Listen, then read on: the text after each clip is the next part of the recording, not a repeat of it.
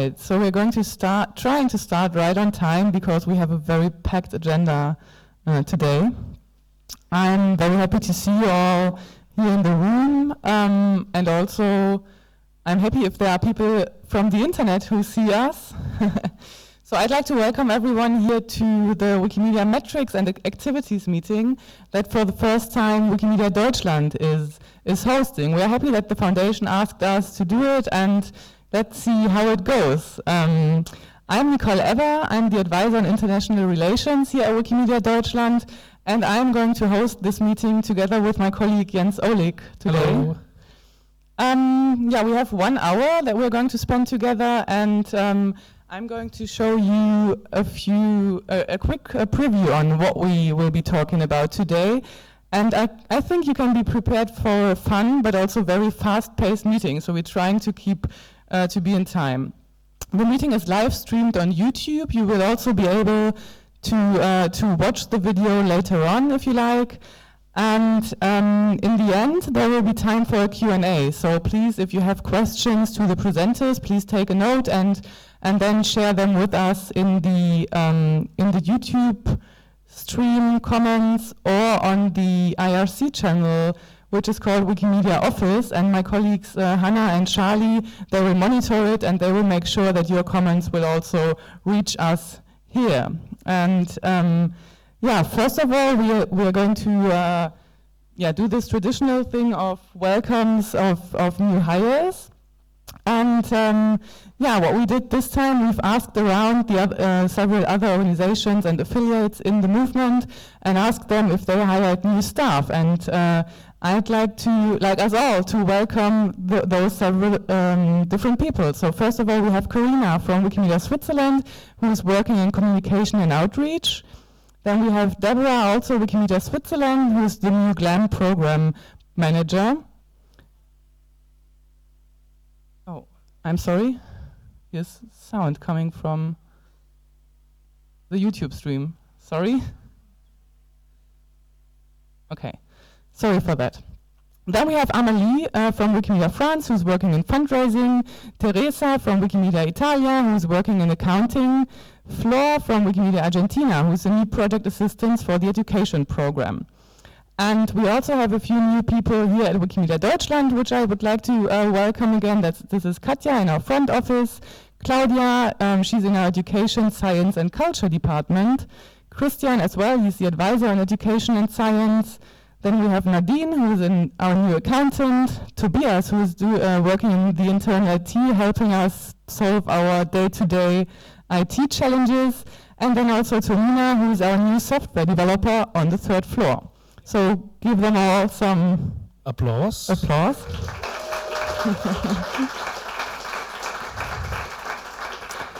And for those who watch the Metrics meeting a little bit more regularly, there's also another tradition to celebrate staff anniversaries, and we've also asked around a little bit, and that was so many anniversaries and we are so short in time that we just thought, okay, why don't we just celebrate all the staff in the Wikimedia movement as a whole, and not only those with anniversaries. So please, another applause for them.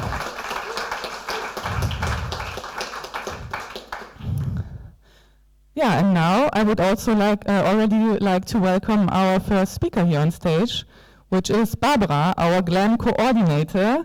And Barbara is working on liberating GLAM content. And Barbara, what is it that you have been working on in the past and that you would like to share with us?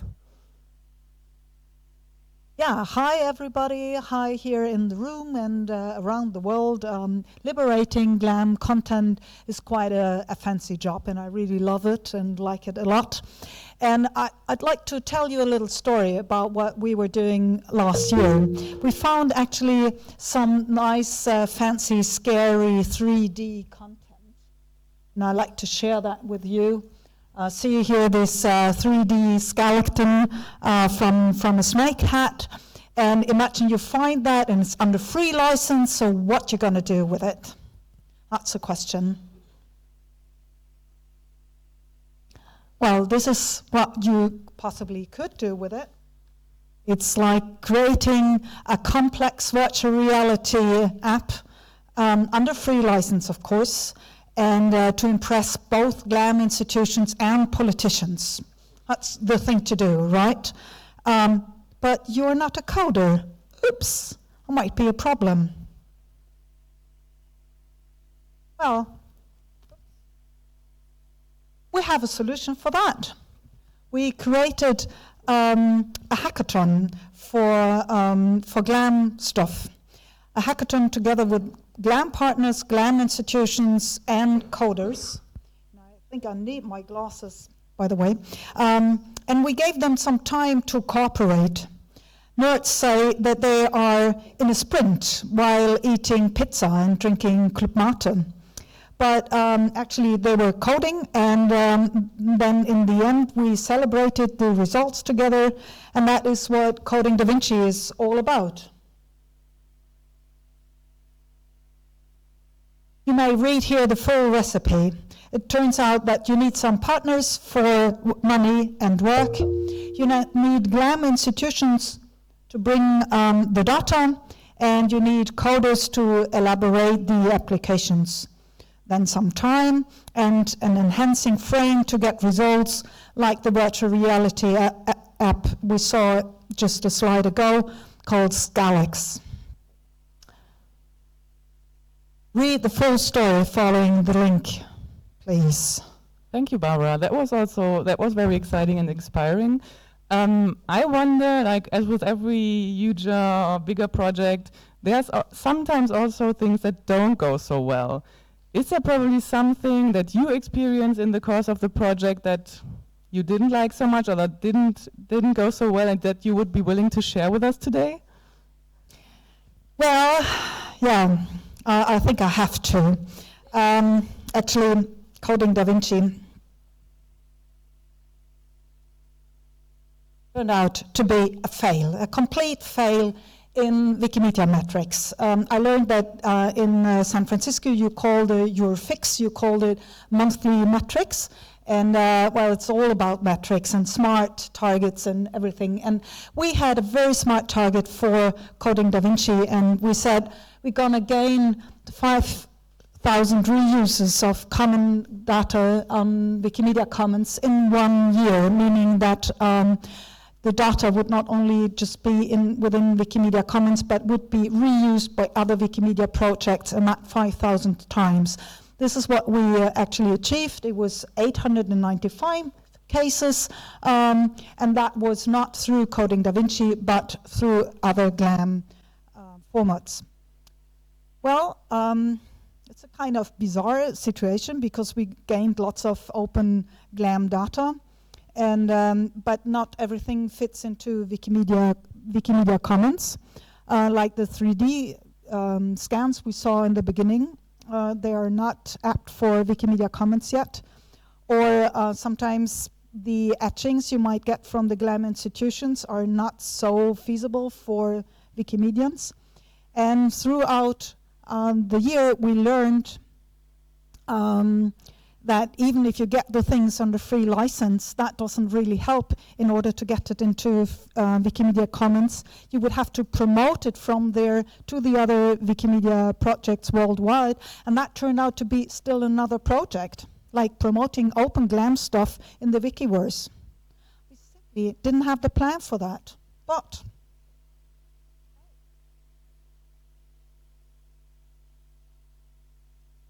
you're still able to learn some lessons. You may think outside the wiki box and focus on the things you gain, like free content, like new GLAM partners, and increasing your outreach. Metrics, I'd like to recall, are handmade.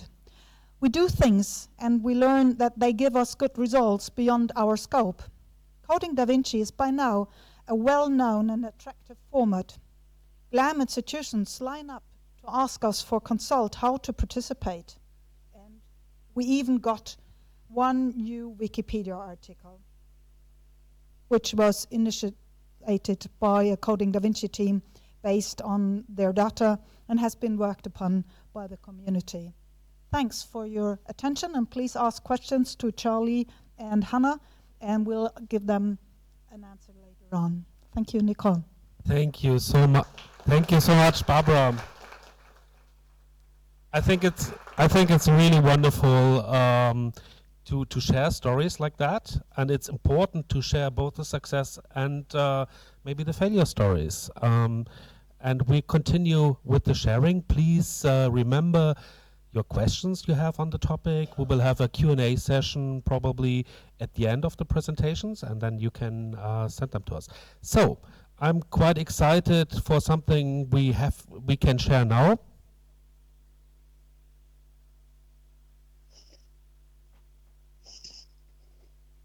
Yeah. I'm here.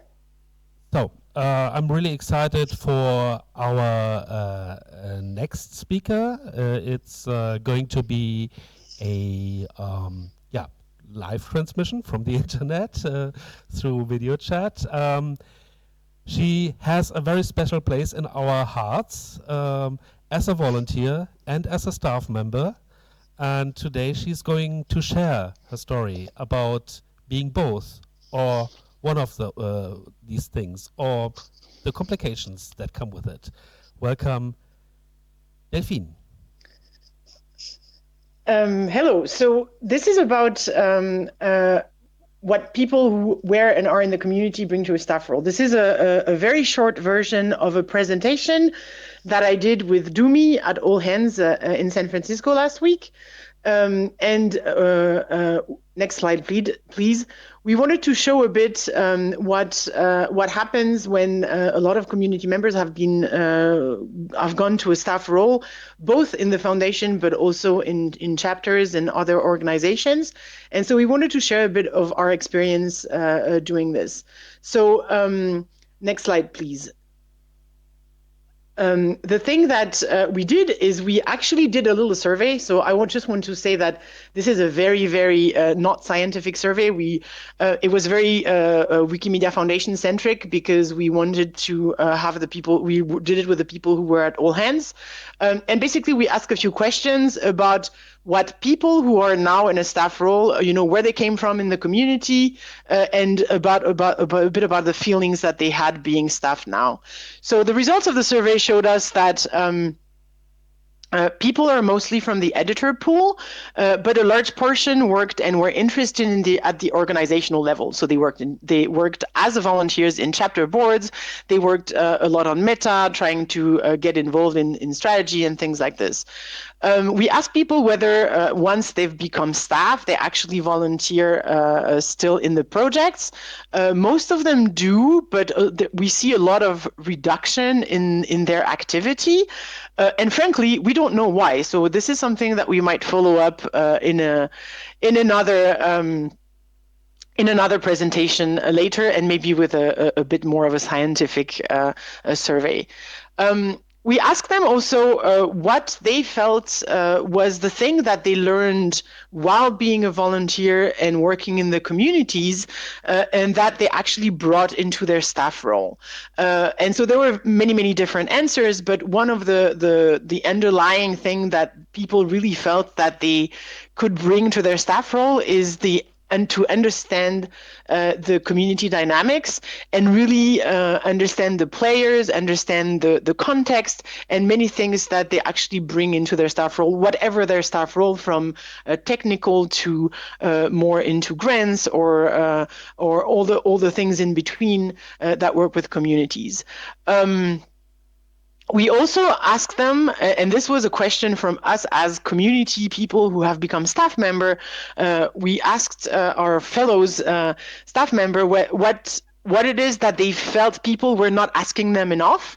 Because I guess like the thing we started from was, we think that we're not used to the full potential of this experience we have with the community, and a lot of it came out that people felt that they were not asked enough by their fellow staff members how to work effectively with community members. A lot of us have a lot of background, have a lot of history, have a lot of things that sometimes explain how people in the communities at large actually react to things we do as organization staff. And it was important for us, for people to understand that we can bring some of that context, and that would help them them in their work. Next slide, please. So our conclusion is that basically we all come with a background. Of course, we all have a professional background, we have a cultural background. The background we come with, that we put forward into the community as a volunteer might be actually different from our professional background and the background that got us hired in the first place. But we also have a cultural background, which is both a cultural background in terms of who we are, but also the space we had or the role we had in the community as a volunteer. And this background is a very specific component of that helps people to work in the communities we all work with. And we feel that it would be interesting to have more and more people kind of put this forward and give more tips about what prompted a reaction, what prompted something that happened. And that all staff across the organization, so we were talking about the Wikimedia Foundation, but I guess this works for everyone in the organization at large, in all the organizations, that all staff should think about using this insight into the community the same way we use everyone's expertise and perspective. I think that this is about understanding context, and basically all the people who have been in the community at one time or another have a piece of context that help hopefully all of us to make our work easier and even a lot easier. Next slide, please. So ultimately, the presentation we made and the idea we have, and we might do this later, maybe at Wikimania or at the Wikimedia conference, this is really about what different people with different skills and experience bring to each other in our communities. We feel that sometimes there is this kind of really wide gap between staff and community, but a lot of us have a background that help us bridge that gap.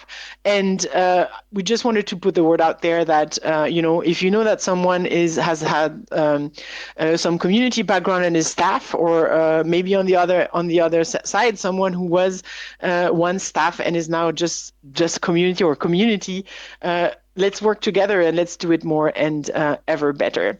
So again, hopefully we'll pursue this adventure. This was just a very quick presentation of what we're looking at and how we can make sure that people work better together. Thank you.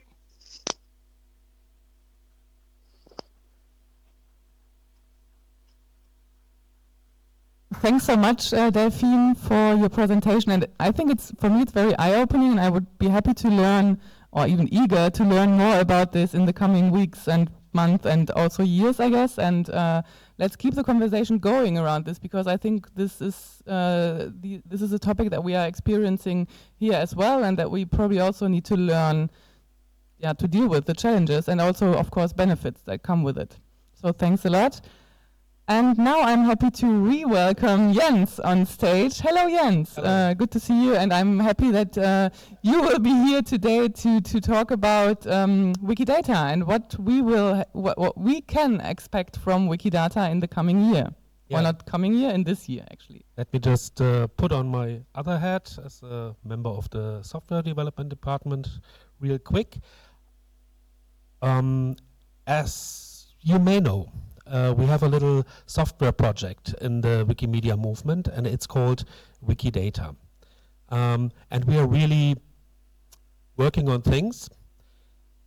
So far, the topic of this presentations has been things where we succeeded, but also things where we failed. And I went up to the third floor where we keep the developers and asked them, is there anything that we can do better with Wikidata? And turns out there is. So there is data quality, and data quality can always be better. To help with improving the data quality, we put in something called constraints reports. Constraints reports have been with us for a long, long time now. We made them more visible over the years, and we are continuously working on them and making them better, and expect more and better constraints reports in the following months. What that means is there's nothing in the database of Wikidata that is stopping you from stating that let's say a city is married to an animal. But there are some classes of objects in Wikidata where the community can come up with simple rules. There's always an exception to a rule, but they can come up with rules that you might have to trigger something to tell you, look at this again. Is this really what you wanted? And these are the constraints reports. You can see a very elaborate example where someone didn't really understand how to model an author of a book, and there's a lot of triggering going on and a lot of caution bubbles popping up saying, yeah, maybe you forgot the ISBN number, maybe the relationship between the author and the book are not the right ones. So this is one thing that we are working on to improve data quality. Data quality can always be improved, and we want to get better. The next thing that we're working on is lexemes. We want to give the technology of Wikidata to projects like Wiktionary and move beyond description of objects in the real world and go to the core of thinking, which is human languages, and have it available in all the almost 300 languages that Wikimedia projects are available. For that, we had to step back and really look at how language works and how words work. The fancy word for word is lexeme. And we have a new data type called lexemes. We initially wanted to have that ready for prime time much earlier, but then we found out it's better to look at the problem a little deeper, work on things a little bit more, and we have a date which is the first half of 2018.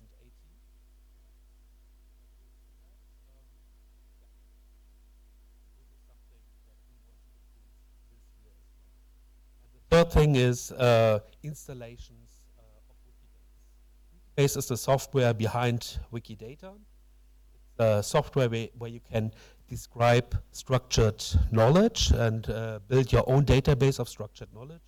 So, for instance, if you have your little museum of chewing gum paper, maybe not all the papers have their place in Wikidata, but you still want to have that collection in a structured way. You can now install your own Wikibase software and use the same software that Wikidata is based on. Yeah, but before we looked at that problem, it was actually very hard to do your own installation of Wikibase. This was some area where we definitely could have been better.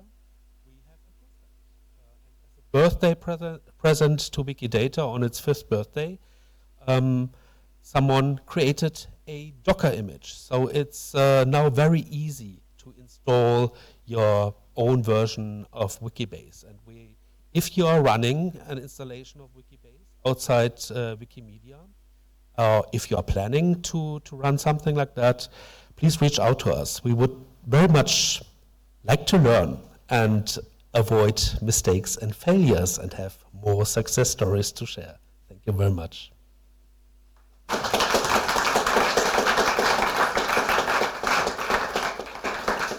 Thank you very much, Jens. Can I help you to change hats again and take off your software development hat and put on the facilitator hat again and give the mic back to you? Yeah, it's great to be back again and facilitating this meeting. This meeting is, of course, in English, which is the language that connects us all, but there are so many great languages in this world, and it would be lovely to hear them all. Turns out there is a software project just for that, and one of our volunteer developers from France is going to talk about this. Antoine Lamiel, and on the internet he has a hexadecimal nickname OXO10C. He's going to talk to us about LinguaLibre. Are you there, Antoine? Yes, can you hear me?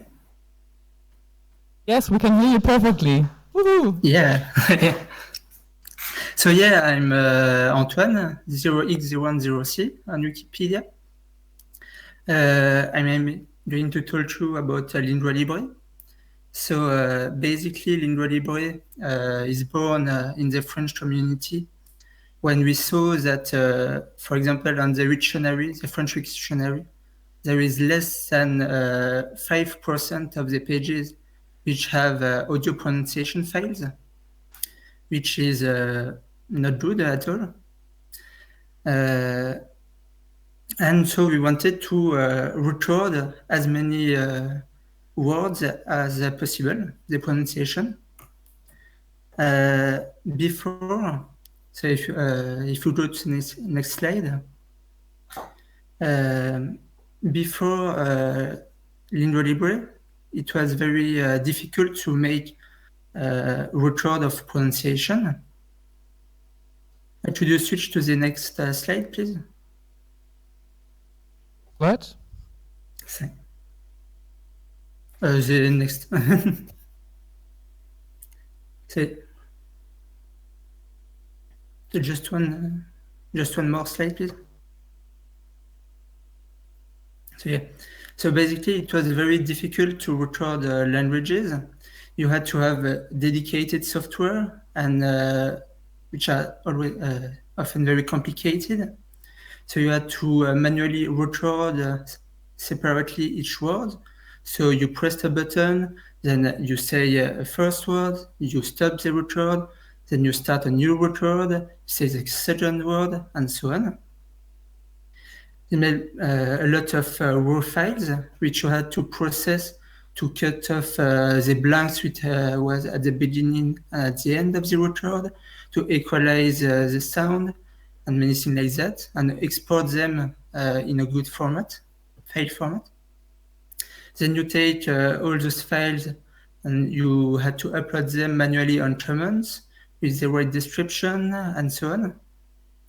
Before, and it was only when they were on Commons that you can use them really on the dictionaries or Wikipedias and so on. With this old technique, you had to know several recording and audio editing software, and you can reach maybe 100 words per hour.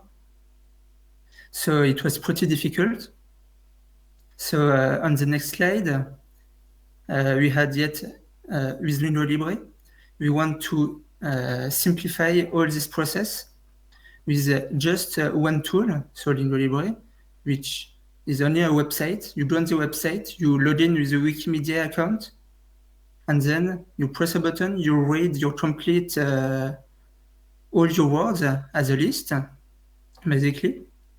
And the software behind will automatically cut the record into separate the word into individual files, all automatically equalize the sound and so, and direct upload them on Commons. And so then when it's on Commons, you can use them as you want.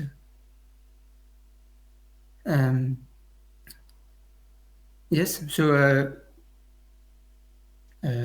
yes, basically we it's not it's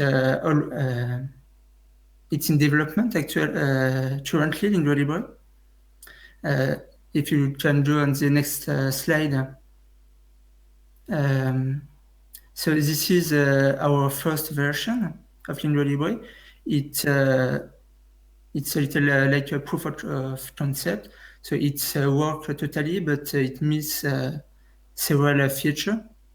So all the recording and processing cutting part is well working, but for example, it's completely disconnected from from Commons and so on. So we are currently working thanks to a grant from the Wikimedia Foundation on a second version of LinguaLibre. So you can see it on the next slide, a bit the first draft on which we are working on. Yes. So you can maybe see it. It will. We wish to integrate it directly inside the wiki for many reasons. I don't think I have time to go inside of them. But yes, so basically it will be available around the next Wikimedia. We plan to release it before the next Wikimedia. And yes, if you have any questions or if you want to learn more about the future you want to develop or so, don't hesitate to get in touch with us. We are a pretty active group. We are about 10 contributors around this project. And yes, thanks. Yeah, thank you very much.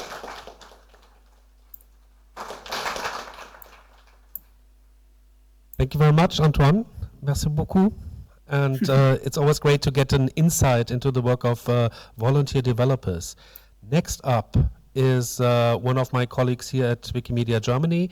He works in communication, so he's kind of our own bard. And as a bard, as they call Shakespeare, he comes with a very Shakespearean theme to wiki or not to wiki. Welcome, Micha.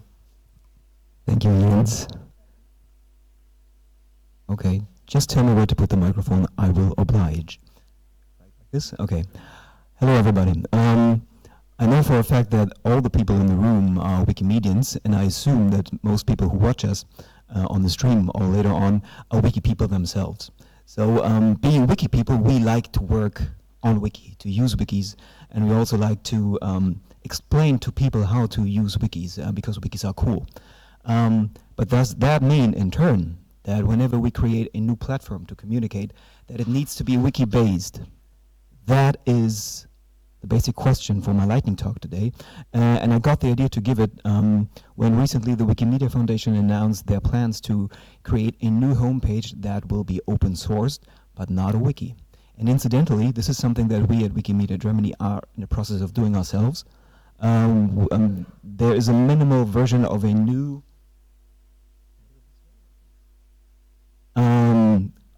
website for our organization, and I'm not going to show it to you today because it's in the early stages and we will communicate it later on. The thing is, these two things, when they were communicated, people asked the question, shouldn't those be wikis?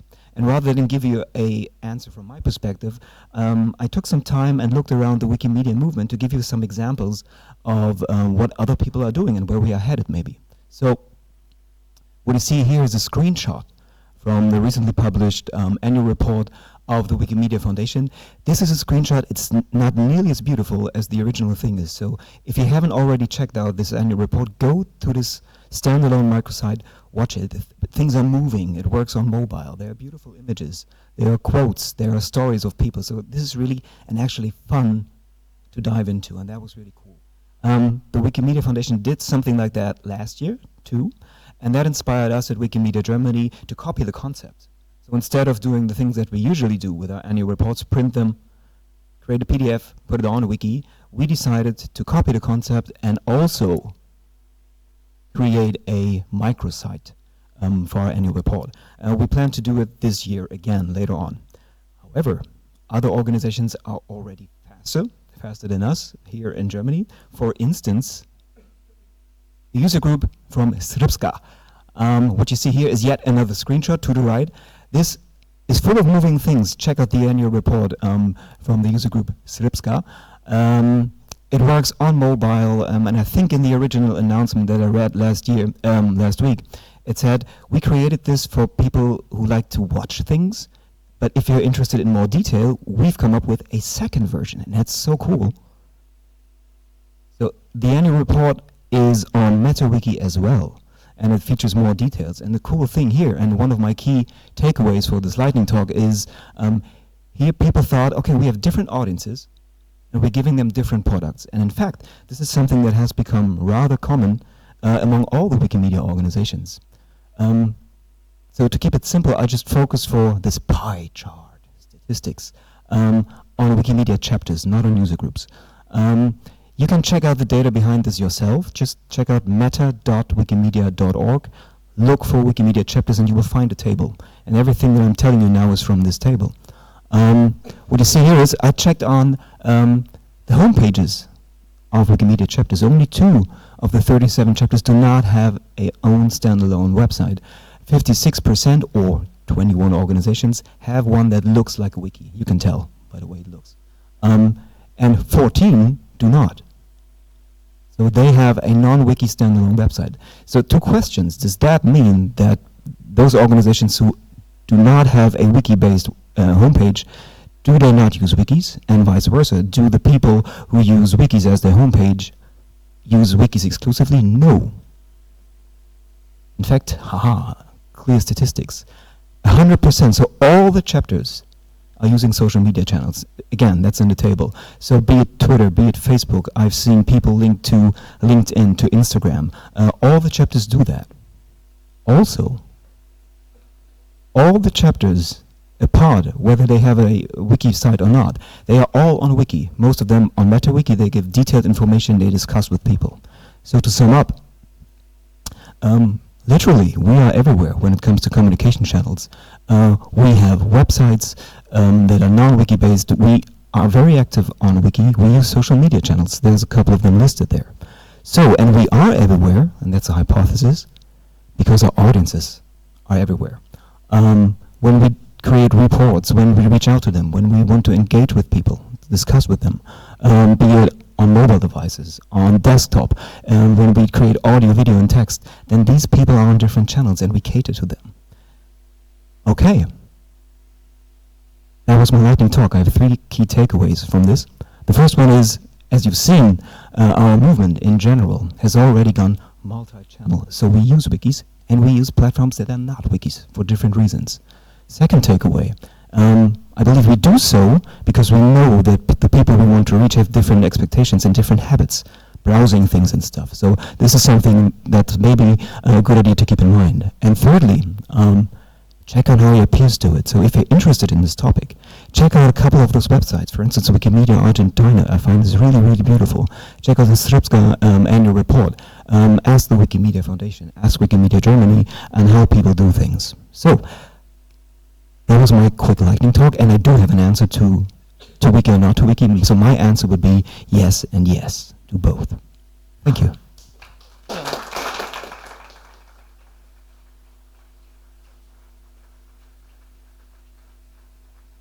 Thanks a lot, Micha. Thanks for this. I think this topic will also be with us for the next time because we will see more and more people coming up with new sites.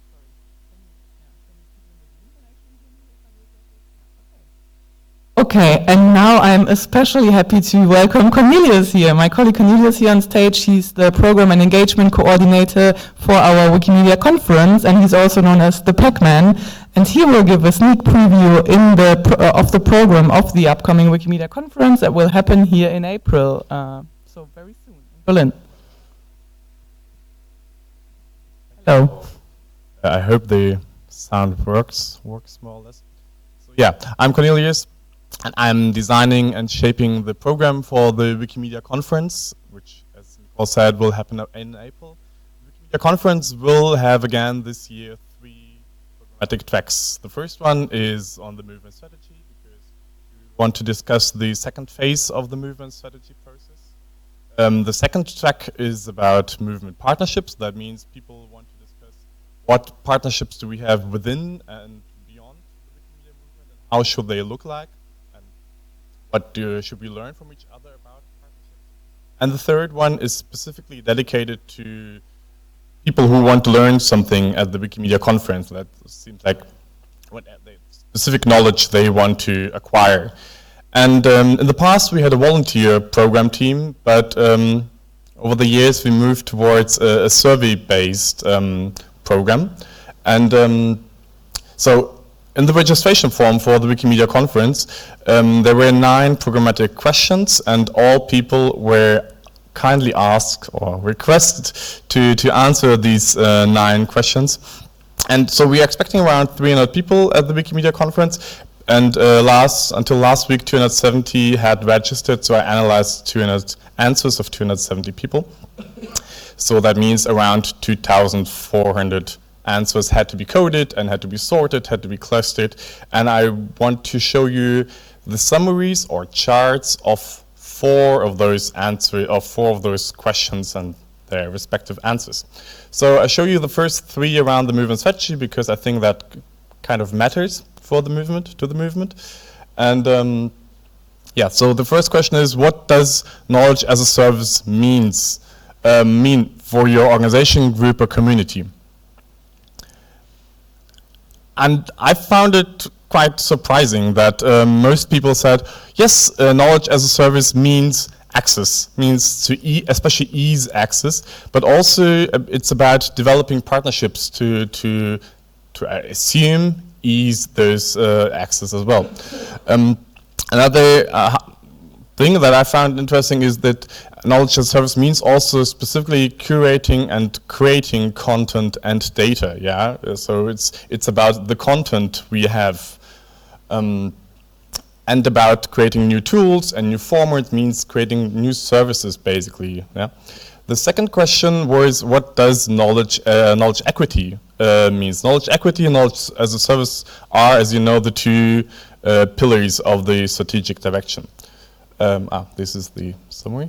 So, and knowledge equity is for most people, again, access, but access more in general. So how people have access to the Wikimedia projects and free knowledge.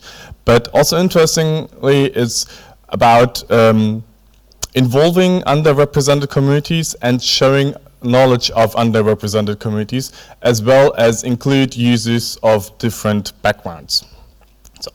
So now we have those answers. What does it mean? But what do people need to fulfill for these activities? And it's more or less surprising. It's mostly money, it's about people, and it's about skills. This is what people mean. This is not as much surprising. But what I found more interesting is that partnerships are, again, really important. Partnerships beyond Wikimedia, but also within the Wikimedia movement.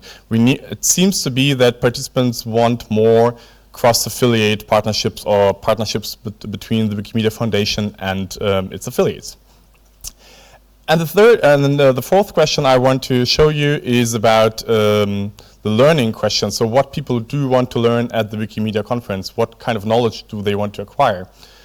And yeah, it's a conference for inspiration, it's a conference for networking, but community building seems to be really important, and there is a need for organizational management. So how do I organize my affiliate? How do I organize my user group? Again, partnerships within with the Wikimedia movement, but also beyond, with GLAM organizations, for instance, are highlighted as something important and something people want to learn about. And tech tools are to be mentioned as well. Let's again. So this is only a short version. If you want to learn more, go to the meta page. It will be updated within the next days, I hope. Then I can upload a longer version of this. And so reach out to me if you have any questions. And if not, we will see each other in Berlin. Thank you. Cornelius?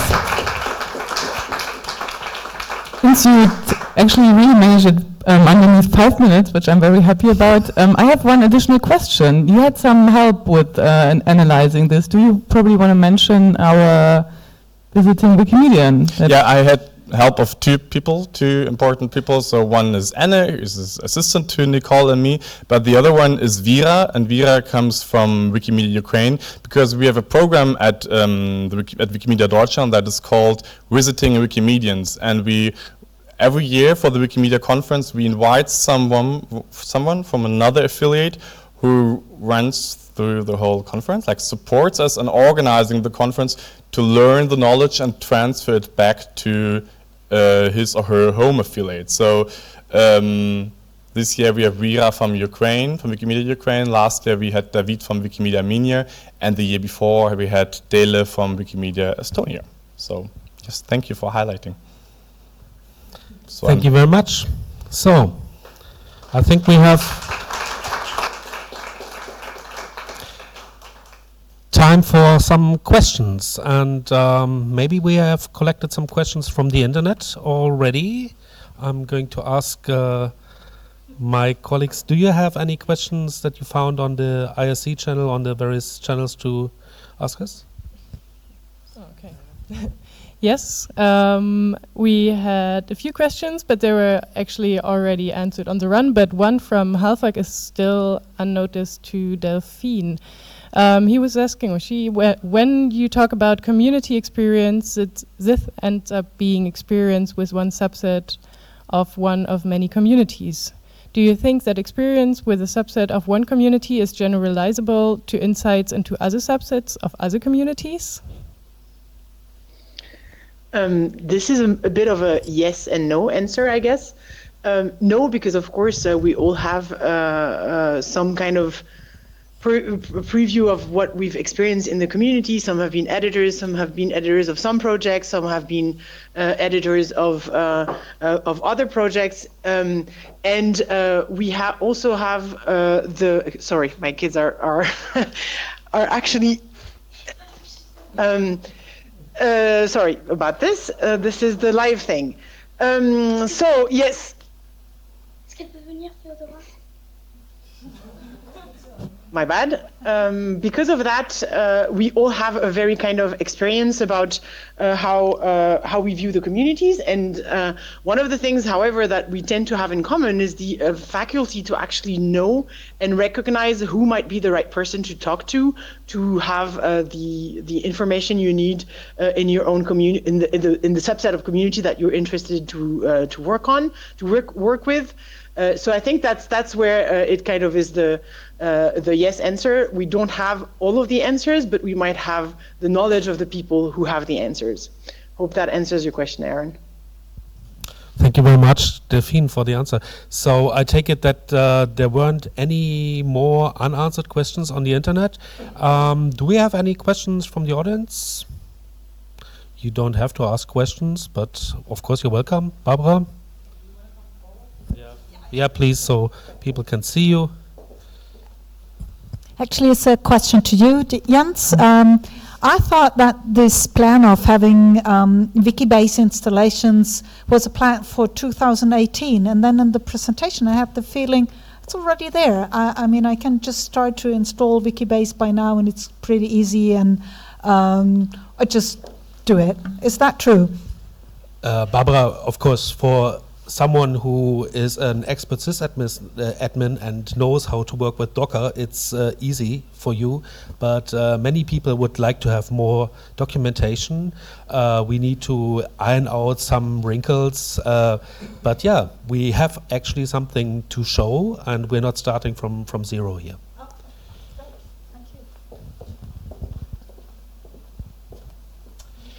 Oh, great. Thank you. Okay, so we are really on time. Yeah, feels good to be punctual here in Berlin. We're going to move to our next segment, right? Yes, that's right. And so we wanted to keep up with the tradition of sharing some wiki love with the movement. And that means that we would ask people here and also again on the internet if there's something that really warmed your heart over the last month, and if there is someone or some project or something that you really want to share some wiki love with. I'm going to start in our round here and ask people to come forward to say whom they want to share their love with. Lisa, please come forward. Hi, thanks for having me. I'm Lisa, working in communications here, but today hopefully I speak for all of us actually at Wikimedia Deutschland, in saying a massive thank you to two volunteers of Wikimedia España, who actually live in the Canary Islands, and that's Ivan Erkas and Santa Marcanda, who have put an amazing amount of effort and time, and their spare time, I want to say, into translating our very own project, the the attribution generator. It comes with a catchy German name, Lizenzhinweisgenerator. If you ever want to put it in German, but actually that's the amazing thing, they've translated it. It was always available already for 2 years now, nearly, in German and English. Now it's available actually in Spanish and Portuguese, thanks to 2 volunteers who single-handedly translated it. And that means that you've now made it available to 800 million new users. You can read up on the whole story in our very own blog, in German, Spanish, and Portuguese. So if you're interested or you want to get involved, it's all on GitHub.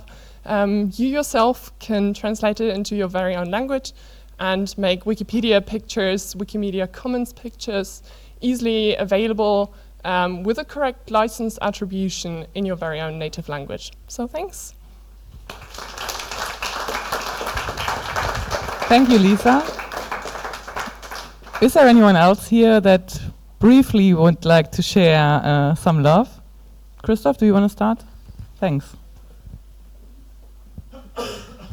Hi, I'm Christoph from Program Evaluation here at Wikimedia Deutschland, and I'd like to send some wiki love to the whole analytics team at the Wikimedia Foundation, because they were working on building and improving the Wikistats platform, version 2.0, which is a strong improvement, which makes it much more accessible, much more useful for all the people around the world who like to know about the usage and the statistics about all the Wikimedia projects.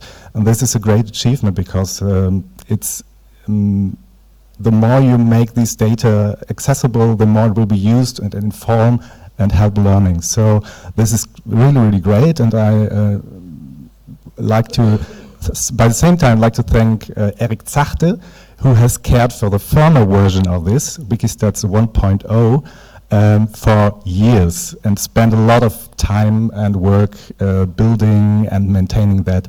And I'd like to thank him also, and send wiki love to him also. Thank you. Thanks. Thank you, Christoph. Charlie? Okay, Delphine, do you want to share right away? Delphine, it would be your turn now. If you can hear us, then we might probably also able to hear you. Yeah, but if I share it live, it might be theory. So I just want to share lots of love for Wikimedia Poland. That's all.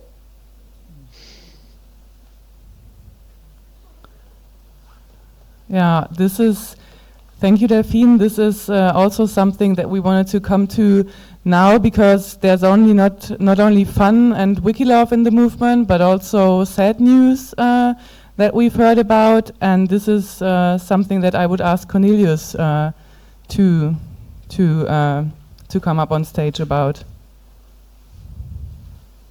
Yeah, as Nicole said, it's not only about fluffy things, but it's also about, I also wanted to give some special love to our Polish friends and to the Polish Wikimedia chapter, because yesterday, a long time Wikimedian Krzysztof Machocki, or user Halibut as some might know him, passed away. And for the last 3 years he was working as a spokesperson for Wikimedia Polskie, and we knew Krzysztof as a person with a lot of passion for the Wikimedia projects, but also for free knowledge in general. And we want to send our deepest condolences to his family, but also to our Polish colleagues and friends, and to the Polish-speaking community. It's a big loss for the Wikimedia movement, and if you feel so, you are invited to express your condolences also virtually on his user page. There is a book of condolences. So thank you, and thank you, Krzysztof.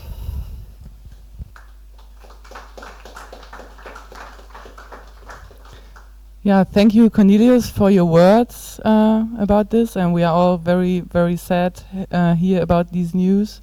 And this is also the end of our meeting today. We would like to thank you all for participating, for being live here with us in the room, and also live on the internet. We enjoyed this experiment a lot, I can say. Yeah, let's do it again. Let's do it again, and we will be looking forward to hearing what the foundation's plans are for the next metrics meeting, and they are trying to change things a little bit, and maybe Greg can also share on a mailing list, Gregory Varnum, what possible next plans are, and yeah, we are looking forward to see what happens with it. Thanks for watching here in Berlin and on the internet, or if you're watching the recording, thanks to your timeline as well. Thank you very much. Take care, bye.